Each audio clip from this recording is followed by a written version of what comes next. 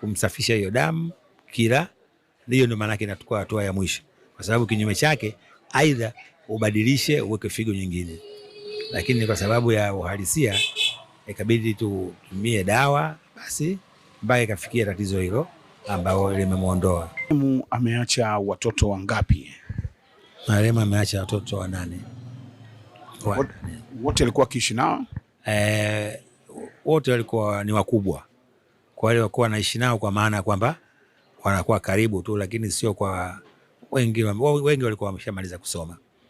Na mara ya mwisho wewe kuzungumza naye, unakumbuka ulizungumza naye nini na alikuwa kwenye hali gani? Mara ya mwisho kuzungumza naye ilikuwa Jumapili,